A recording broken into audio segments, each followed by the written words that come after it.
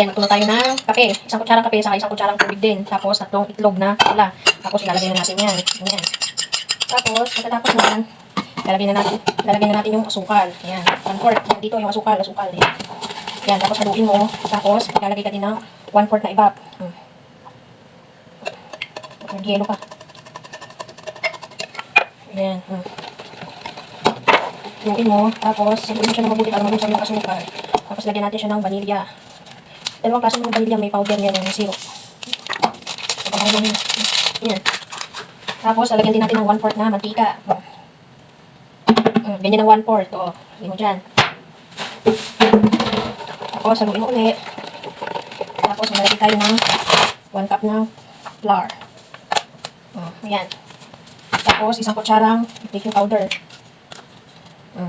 Ayan natin. Tapos, haluin na natin ulit. Ayan. Halo. Tandaan lang para hindi tumakon.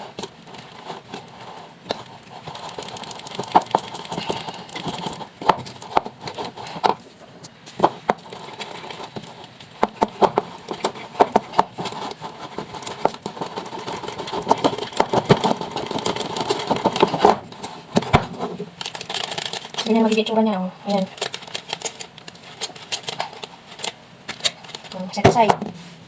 Ito naman yung egg white natin. Gagawin natin siyang merengue. Ayan yung egg white. Sugar na konti. Tapos suka. Siyempre, kailangan natin ito para mag-chupon siya. Gagawa tayo ng mukha chupon.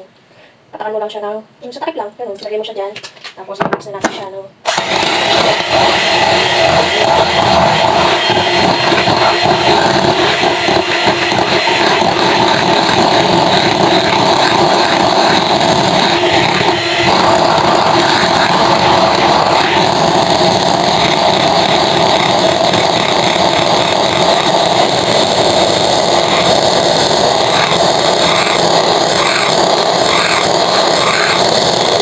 Medyo ganyan, nagbabos-babos, nalalagyan na natin.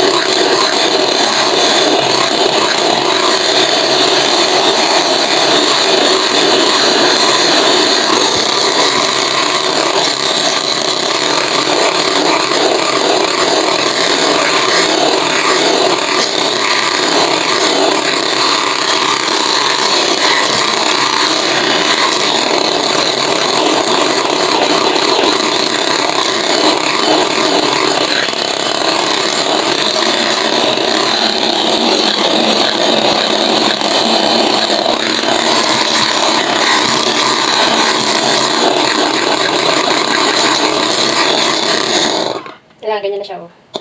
O, diba?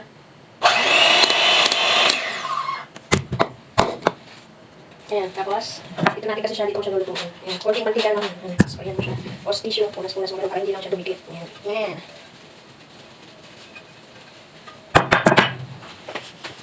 Tapos, ito yung ginawa natin sa ano. Tapos, ito yung egg white. Ito yung egg yolk. Nalagyan natin siya ng konti. Ayan. Pinainit ko na yung oven dito ko siya lulutuin sa electric. Doon sana kaya lang maliit lang. Kasi konti lang naman ko. Kaya dito na lang. Ayan, haluin mo pa ganyan. Pabilog, ganyan. Pabilog, pababa. Pabilog, pababa. Ganyan. Hindi kasi pwedeng mag-overmix yan kasi chupon cake na ito. Ayan.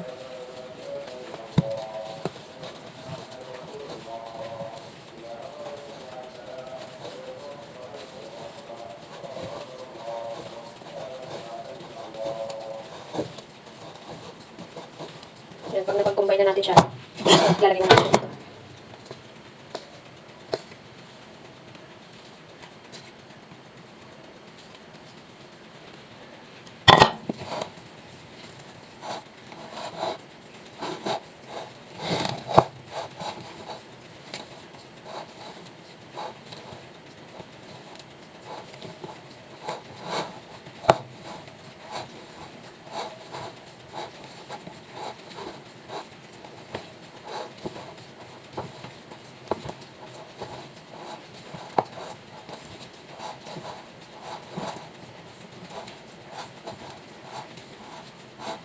Ayan, okay na. Pag wala ka na nakitang mga puti-puti, nag-combine na yung color niya. Pwede na yun. Pag wala ka na ganito, yung baking cake, kahit wala na, okay lang. Ginagamit ko na ito para hindi siya dulce. Para mabilis siyang kumain. Yan, tapos ilalagay mo na siya. Yan.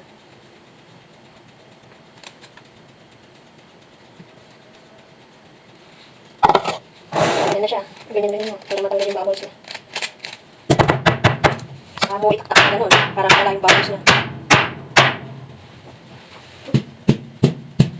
Yan na. Hindi natin siya sa oven. Okay na. Tingnan mo. Hitsura niya. Ayan, 30 minutes. 30 minutes. Tapos sa baba lang yung apoy niya. Tapos 180 lang yung dapat yung init niya. Ganyan. Tingnan natin pag naluto.